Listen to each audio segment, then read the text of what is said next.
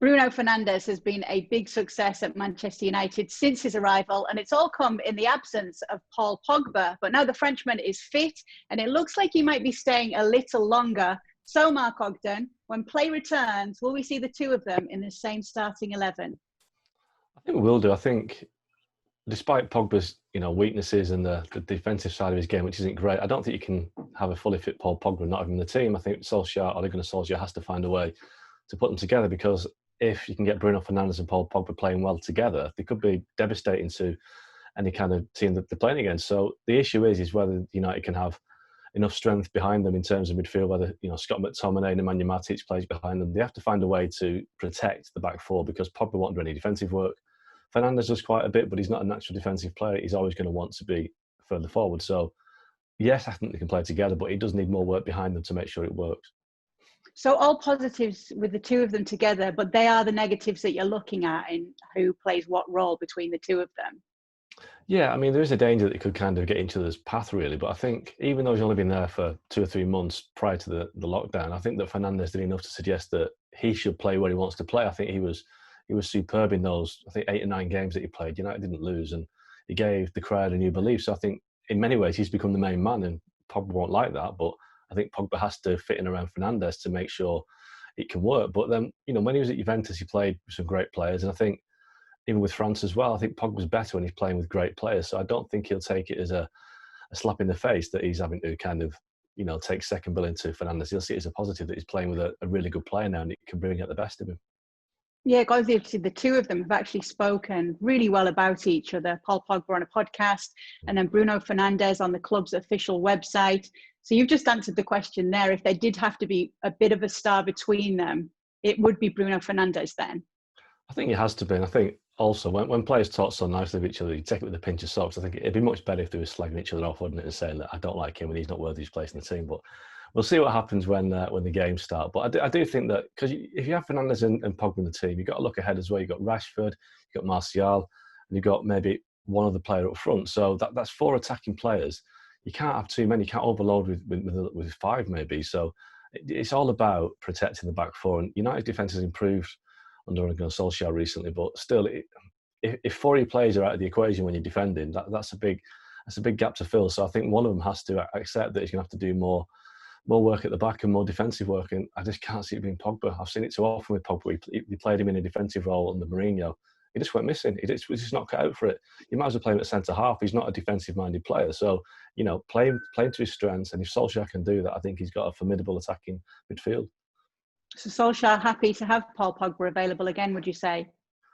Absolutely, because despite the problems that Pogba can bring, and there have been a lot of distractions this season, he is a great player. He's a guy that helped France win the World Cup, and he was a big part of that. So with Pogba, you have to accept that there's a lot of baggage with him, shall we say, that he's not the perfect midfielder, but his qualities outweigh his negatives. It's just it's making sure that you can get those qualities to the fore, because if he has a bad day, he has a really bad day, Pogba, and that's the problem. When he has a bad day, you have to make sure you've got enough players behind him to cover for his lapses, really. Many say he's a luxury player. Would you agree with that? I think it's a luxury. Well, he has been a luxury player for this Man United team. I think in the top team, he's a great player. He's almost like the cherry on the cake, Paul Pogba. He's a player that you add to a team to take him to the next level. If you're a team that's struggling and needs a lot of players to put a shift in, he's not what you need. He's probably the right player at the wrong time for Man United, or he was, until they started turning things around. I think Pogba's a great player in a great team, which is why if he went to Real Madrid, he'd be a superstar. He's a superstar anyway, but he'd be a fantastic player at Real, because he'd be surrounded by great players. At United, there's too much responsibility on him to do too many jobs, and I think to get the best of Pogba, you have to play into his strengths and surround him by better players. And at the moment, he's got the opportunity to play with Bruno Fernandes, and he'll get the best out of Pogba. Is Pogba misunderstood then? Because you do hear a lot of ex-United players actually saying exactly that. Is he misunderstood? He's a frustration, Paul Pogba, isn't he? He's a player that he's got all the talent in the world, but he does have a lot of deficiencies in his game. A good team can accommodate those players. I mean, people talk about his talent, and he's a great player, but if you had to pick Paul Pogba or Kevin De Bruyne, I think you pick De Bruyne every time, because De Bruyne does it at both ends of the pitch. He can create, he can score, he can tackle, but he can also get back and defend.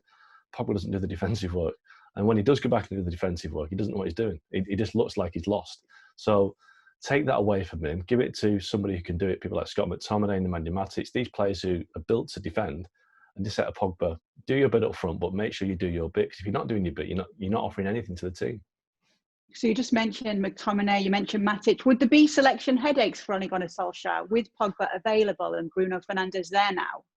Yeah, there will be, and but to be honest, having seen United a lot over the last 18 months, 2 years, I think Solskjaer would be glad to have that problem, because there were times, I remember the game, I think it was against Burnley back in January, when they were awful. And when you're having to pick people like Andres Pereira, who, just not good enough. They're just not good enough for Man United. Fred's had a good 6 months, but again, he's not good enough for Man United. So I think Solskjaer will be happy to have these problems so that he can have good players to leave out rather than having to select players who aren't good enough to cover the gaps. And that's been the problem for United over recent months and years, that the depth of the squad hasn't been enough. So if you're leaving good players out, it means you've got a better squad. Is Fernandes and Pogba a world-class pairing in the midfield for you? And if so, is it a pairing that can take Manchester United back to the top of European football? I think it has the potential to be, but like I say, it all depends on what's behind them. And if United could go out and get N'Golo Kante, for instance, I think then you've got a fantastic midfield that can do everything. Can defend and can attack. But I don't see Chelsea letting N'Golo Kante go anytime soon. But that's what United need, a proper, rugged defensive midfielder who can do that job. Scott McTominay's got promise, he really has, but at the minute, he's not quite ready for it yet. And Matic is maybe the wrong side of his peak. So they need somebody right at the heart of the peak now to bring out the best of Pogba and Fernandes. But if they can find that player, then United can go a long way.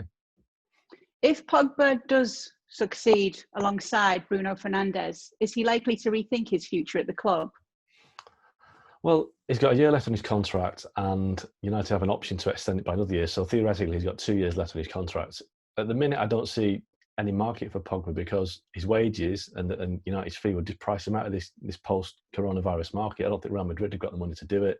I don't think Juventus can pay the wages. So without sounding too harsh, I think they're stuck with each other for at least 12 months. And then in 12 months' time, who knows where United might be? Who knows where Pogba might be? I think if this kind of improvement trajectory continues, they might be, challenging for the title next season, or certainly pushing for a top 4 finish. So I think that in 12 months' time, United might be much more appealing proposition for Pogba, and the whole idea about him leaving might go away. I said recently that he might end up signing a new contract because, United know that they can't sell him for what they want for him. Pogba knows he won't get the wages, and is the worst scenario giving him a new contract and having the best years of his career at Old Trafford? I don't think it's the bad scenario, to be honest. Things were looking good for Manchester United before the break. They might be about to get even better with the prospect of this pairing in the midfield, Bruno Fernandes and Paul Pogba. Thanks so much for watching ESPN on YouTube. And for more sports highlights and analysis, be sure to download the ESPN app. And for premium content and live streaming, subscribe to ESPN Plus.